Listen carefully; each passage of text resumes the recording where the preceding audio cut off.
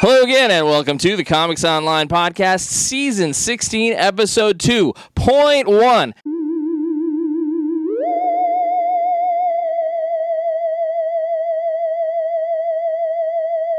This is really Troy's show. I'm here with Troy David Phillips, the store manager here at Flashback Comics and Games in Woodbridge, Virginia, and this is the show that we've been doing for over a year now, and and this is where we bring you every week, or most every week, we bring you our picks for the top 5 comics that are coming out the following day. We're recording this Tuesday, October 6th. And this is, of course, for the comic books that will be out Wednesday, October 7th. And there's a lot of good stuff this week, guys. And we've mostly picked different stuff. And so this is for Comics Online, new listeners, new watchers. This is the show where we're talking all comics all the time. Slightly a little bit of spin-off, but mostly not. Mostly all comics in this show. So if you want everything geek pop culture like Comics Online is known for, check out the other half, the other show.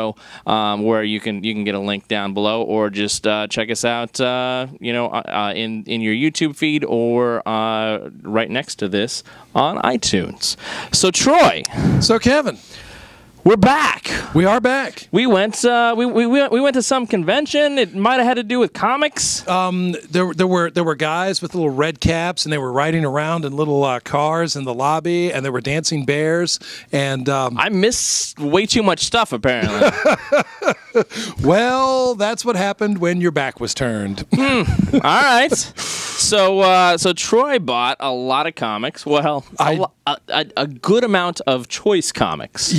Yes, I did. And he was given a lot of comics as well. I was, actually. Chatting up the publishers. I was. Ladies and gentlemen, let me tell you something. Get excited, because Devil's Due and First Comics are a partnership. We are going to have comics coming out from First Comics before very long. Yeah. Come into the store and ask me about that. I might have one or two with the free preview guides, but this is the takeaway for me, is that the Badger is coming back to comics. First Comics, Mike Barron, the Badger. You want in on that. We also spent a lot of time at Valiant Entertainment. Which publishes Bloodshot Reborn, publishes the current miniseries The Book of Death, publishes Ninjak, publishes Unity, Exo, Man of War. So there's a lot to get, and Shadow Man, a lot to get excited about there. Didn't mean to neglect Shadow Man, just there's a lot of good stuff from Valiant Comics. Also, Zenescope Entertainment. Now that was a lovely bunch of folks. They were a lot of fun, had a very good time over at their table, chatting up Grim Fairy Tales, at Coven, Tales of Terror. Coven, yes, thank you. Pardon me, I still got a little convention crud going on here. Still working my way through that. So much good stuff. Check out the Wonderland tabletop board game from Zenescope Entertainment. That's something that actually looks like a lot of fun. I didn't even see that. Did you pick one of those up? Or I didn't pick one up. I think I'm going to, however. I've put it off, and they have one, and I'm like, you know what? I'm going to do that. So much going on there. We talked to Mike Wolfer and talked to Tom Palmer and interviewed a whole lot of people. We had a lot of fun there when you weren't around. Why is that? I was there. I took some photos of you, and Caitlin did as well. So you can check that out on ComicsOnline.com, and of course we will share them over to the Flashback Comics and Games page on the Facebook, and you can also find them on our Twitter and Instagram, I believe. Yeah, sooner than later. I want to see those things. I think are they up? They might be up. I'm not sure. I don't know. I don't know. Look, by the time you see this, they're probably up. So, Kevin. Yes, sir. I understand that you are extraordinarily interested in the Avengers Age of Ultron Hulkbuster, the Art FX statue, the 1:10 scale pre-painted model kit. Oh, wow. Yeah. I almost would want to paint it myself, but it looks pretty good.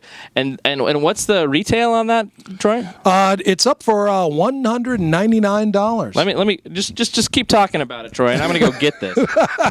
Yes, ladies and gentlemen, Kota Bakaya has put this out with Art FX. It is a wonderful piece here. Kevin's going to lay it down on the table, and we have one here at Flashback Comics. This is just good. This is the Hulkbuster armor half. The other half, when it comes out, will be the Incredible Hulk. So you can actually make that scene there. Oh, there's a scene at the bottom somewhere. Yeah. Yeah. Age of Ultron. This is so big. Look at this is a Mike. This is a big item, Mike. Yeah, I like what you did there. So, yes, definitely. And Age of Ultron is also available on DVD and Blu-ray now. So if you hadn't seen it, then you missed a big piece of life. Go out and get that thing, put it in your Blu-ray player, and watch it. Cancel life itself and watch this movie. I wouldn't go that far, but the next big purchase for your Blu-ray collection, I would recommend Age of Ultron. It's a nice one. Now, Kevin, I see you picked up a copy of David Carr and John Hernandez's Tainted Love. Remember when we interviewed those guys here at May 2nd of this year? Well, they've finished their book, and now it's out, and I read it, and it's wonderful. It is. And Kevin. Yes, sir. Guess what? What? They agreed to come visit the Flashback Reading and Discussion Group nice. on Monday, the 26th of October. Now I gotta be here. At 1900 hours. That's right. You got to be here. You know, there's a problem with this. There's a misprint in this one. So these are the early prints, apparently. This is first printing, and there's a misprint because they don't say Comics Online anywhere in this. They don't. Wait, who was the guy? Who interviewed you guys? Who was it? Was it Troy? Because I'm pretty sure it was me. Just saying. I didn't get a free copy that was signed. Whatever. Tainted Love. People love me, Kevin. Carr and Hernandez. Who are those guys anyway? I'm pretty sure it's terrible. You should probably not buy it because I'm insulted now. Oh, don't pay any attention to this guy. You love me too. You know you do. It's really good art. It's a good story. I just a little bit slighted, but it's worth buying. You should probably come here and buy one. If you're looking for something that's kind of fitting into the Halloween theme, this does have vampires. But spoilers. Well, yes. But the vampires in this story are not like vampires in other vampire stories. So if you're a little jaded with your Draculas, your Lestats, your Underworlds, your Twilight vampires, this delivers something. Your Angel and Spike. Yeah. Well, now Kevin likes Angel and Spike. I do. He does. I'm not jaded against them. I'm a big fan. This is good, however. This is very good. Yeah, good stuff. So, are you ready to get into the top 5? I'm ready. You want to start or you want me to start? Well, I'll start. I'll just borrow your hands here. Ladies and gentlemen, my lovely assistant, Kevin Gaussoin. First off, ladies and gentlemen, I am happy to announce that Marvel has put out the Guardians of the Galaxy. This is Guardians of the Galaxy #1 based on the Disney XD cartoon. So this is a young reader, all ages book. Now, have you watched that cartoon already? I have not. It's been DVR'd. It's in my list of things to do, and I'm going to talk about some of the things that I've been doing on part 2 of the show. However, if you're a parent and you're looking for something for your kids that's not too grisly, not too edgy, not too dark, not too complicated, here you go. This is something they'll be familiar with from the film, and it is, again, based on the Disney XD cartoon, so it will be all ages appropriate. Here's the thing. My daughter, who's 3.5, really loves the movie. And she can quote it back to you. She loves it. She's seen it so many times. But frankly, she can do that anyway. But this is, and it's not only got the regular Guardians, but it's got Cosmo in it. Look, it's Cosmo. Anyway. For those who don't know, Cosmo is a telepathic dog. If you watch the movie, that dog with the space helmet, that dog is actually telepathic.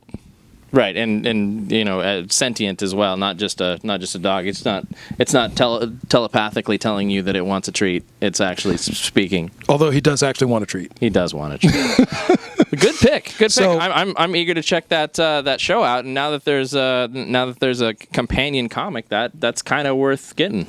Now I'm jumping over. I'm mixing up my stack a little bit here, Kevin. So bear with me. All right. Hold up, if you would, please. Continuing the releases of the annuals from DC this month is Green Arrow Annual #1.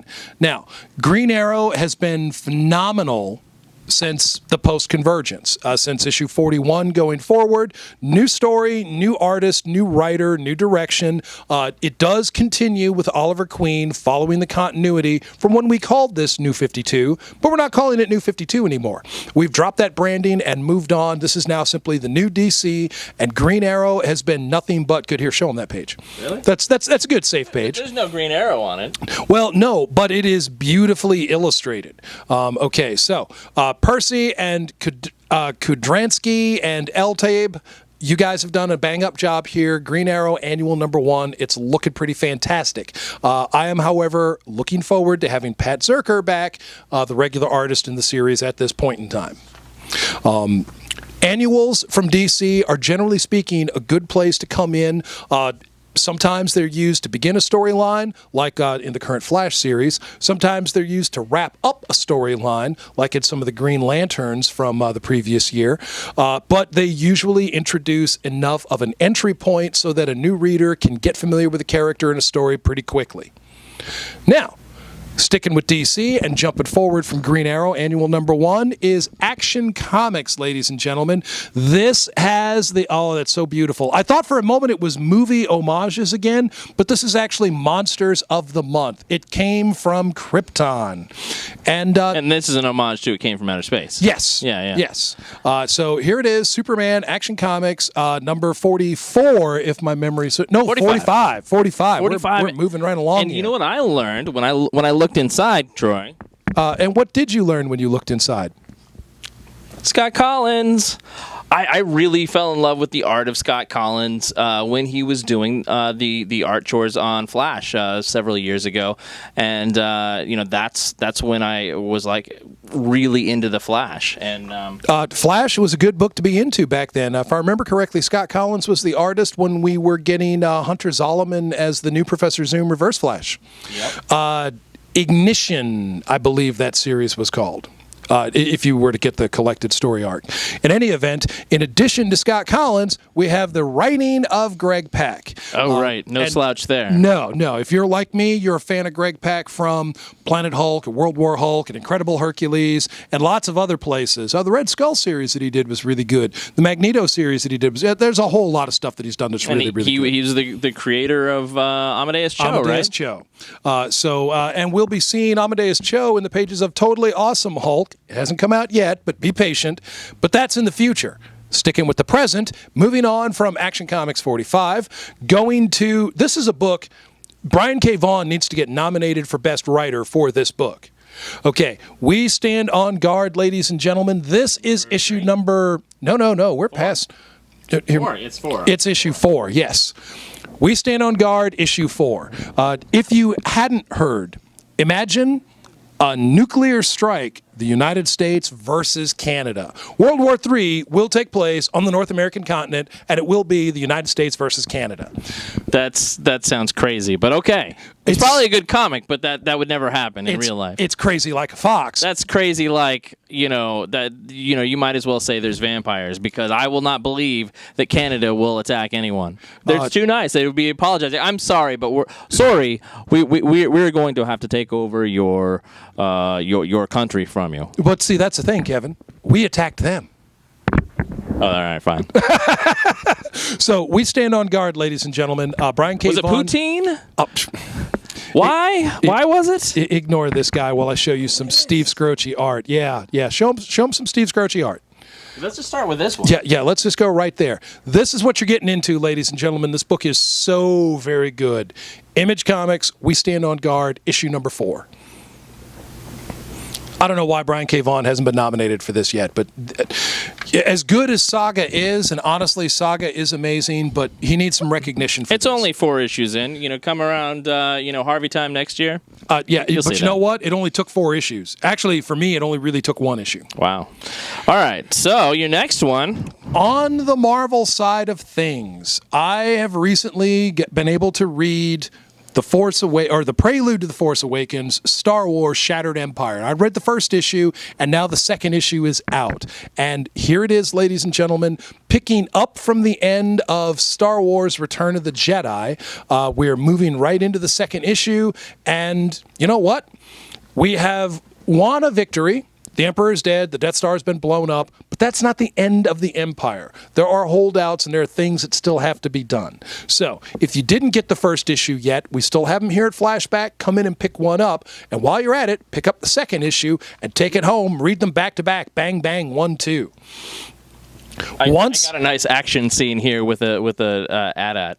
Well, yeah, one more time, Star Wars is bringing a Star Wars property, much like Star Wars, much really like Darth Vader, that. much like Princess Leia, much like Lando Calrissian, puts together a phenomenal writing team with a phenomenal art team with emphasis on the quality of the interior of the book. Shattered Empire is no exception. You just saw the AT-ATs, so you know what I'm talking about here. So Troy's plus one. we both picked the same comic this week. So our plus one, both of our plus one, is going to be Jay Farber's Copperhead. Copperheads, Number yes. 10 already. Number 10. Did that win anything yet? Because it should. It really should. This book is really good, ladies and gentlemen. Kevin's going to pop in and show you some interior. I'm going to continue to hold up this cover here so you could see it. Our sheriff, Clara, is still on the hunt to rescue her deputy from the bandits that have taken him out into the Badlands. I know you've heard us describe this book before as a dirty Western set in space, and that is exactly what it is. It's rough, it's brutal, it's dirty. The characters are characters that you can believe in. Even when they're aliens, they are characters that have things that we can all relate to. I found a cantina scene. A cantina scene, you know, it's because it's just not a science fiction without a cantina. So that's that's my top 5 plus, and you plus one. And now we're moving on to Kevin's. All right, you know I've got to close up Secret Wars, and we're getting there finally. Here's Secret Wars number 6 of 8, and I understand Secret Wars is going to have a plus one. They're going to have a bit of a denouement issue as well. They're a little behind things, but here we have Thanos on the cover being assaulted. This does not happen in this comic, folks. What's on the cover has nothing to do with what's happening in issue 6. However, Thanos does find out in this issue. I've already read this one. Thanos does find out what happened with the Thing, because here we are, Fantastic Four, right? We've got God Doom, and plus his royal consort. A concert? That's weird. It's a benefit concert, but that's not important now. His royal consort, Sue Storm, as well as his daughter, Valeria, and then they talk about we've already learned what happened with Johnny Storm in this. Is he is the one that powers the sun over Battleworld. He is the sun. And so that is his job, and it's a little bit weird and a little bit, kind of, what do I want to say, slavey. Well, guess what? Good old Uncle Benji, kind of in the same boat, and we've already seen him. We just didn't know how we saw him, and when you find out where Ben has been the entire time, you'll be like, oh, well, that makes sense now. In a just messed up way. Anyway, Secret Wars continues to delight. Jonathan Hickman and the wonderful artists have been killing it, and I just want to read more. I'm going to be sad when this Secret Wars is over. I'm going to be kind of bummed. The new Marvel universe, the 616.1 or whatever they end up calling it, has got a lot to live up to. After this amazing miniseries, and there's not many miniseries you can say that about. Well, no, but I think they'll have no problem doing it given the talent that they have on all of the various books, and That's true. And those number ones start. They start. Today. Let's go ahead and show 'em. Troy. Let's go ahead and show them. Amazing Spider-Man number 1. By the way, folks, Flashback Comics and Games here in Woodbridge, Virginia, has bought a ton of these. So here, you might as well just come here. If your store is sold out of them, well, they have blown it, because Flashback has bought enough for you to have one. I have several. I have enough honestly. for everyone except Kevin here. No, that's the one I'm going to have. Dan Slott returns with Kemen Coley, Smith, Gracia, and more. Now, this version of Peter, now this is 616 Peter, as I understand it, has got a bit of a change to his costume. He's got a little bit of a glow, kind of a Spider-Man 2099 vibe, or maybe not 2099, maybe 2021 or something crazy like that, because he's got a glowy spider on his chest, and he's driving the old spider buggy, the one that can drive on walls, because why wouldn't you want a car that can drive on walls? Hey, check this out. Why does he have a glowy spider? I mean, I'm nitpicking, obviously. This is going to be a fantastic comic, but it seems silly and unnecessary. You know what, Kevin? Name me something Spider-Man that you didn't buy. You can't. You can't. You can't. There are several things. There's It's Clone Wars. I was out of it for a while. Yeah, ladies and gentlemen. I was lucky, honestly. True story. Kevin was good enough to host me for the Baltimore Comic-Con, so I saw... Really, Caitlin, but yeah, us. I saw the Kevin Gaussoin Spider-Man underoos. Was I wearing them? I probably didn't even have them on, ladies and gentlemen. Just so you know. Full disclosure. Old Man Logan, number 5. Brian Michael Bendis kills it again. Old Man Logan has been one of the super treats of the Secret Wars Battle World bonanza that we've been assaulted with for the past, 4 months now? Something like that. Oh, man. And like I said, this is probably, certainly top 5, probably my second favorite, honestly. It has been just excellent and at the same time, great homage to the original Old Man Logan miniseries, and also a very important part of the greater story here within the Secret Wars landscape. So that definitely goes up with me, along with Infinity Gauntlet, with Squadron Sinister, with Civil War, with 1872. This is definitely one of my favorites, and I've been enjoying all of the miniseries really. MODOK Assassin, 1602 Angela, Renew Your Vows, Spider-Verse, Spider Island, Master of Kung Fu. I've been enjoying them all. Speaking of Infinity Gauntlet, can I just give you a little spoiler here? Just skip a couple of seconds if you don't want to see this. Troy, have you seen this? No, I have not. Look at this, Troy. Look at this. Oh my. If you're going to give anybody, listeners, watchers, if you're going to give anybody the Infinity Gauntlet, you're like, okay, who can handle power and isn't going to give it up? Hello, T'Challa. Oh my! I think this show just got interesting, and by show I mean the Secret Wars show taking place on paper. Oh yeah, because it certainly wasn't interesting before that moment. But that's a hell of a nice twist. So Kevin, yes sir. I know that you're behind in your reading pile. Oh, I really am. I'm almost caught up on Secret Wars, but other things I am behind on, like Doctor Who. I was going to say you have 5 issues now of Doctor Who: The 5 Doctors, which you have not read yet. I know. You're behind in all the other Doctors up to this point, but here it is. Doctor Who, this is the 11th Doctor. We're now into year 2. Year 2. So this is kind of a restart, the re-jumping on point for the 11th Doctor. And of course, Matt Smith, he's my favorite Doctor. In fact, somebody told me, was it yesterday? I was wearing a bow tie, and I was in Costco, and one of the people who gives you the free things was like, "Oh, I like your bow tie. They're really cool." And I said, "That's what my doctor always tells me." See what he did there? See what he did? Yeah. You like that? Yeah, that's what I always say. And I laugh, and they laugh, and if they laugh and give me the look, then I know that we're on the same team. Anyway, and then of course on the cover here we've got Mr. Hurt, the War Doctor.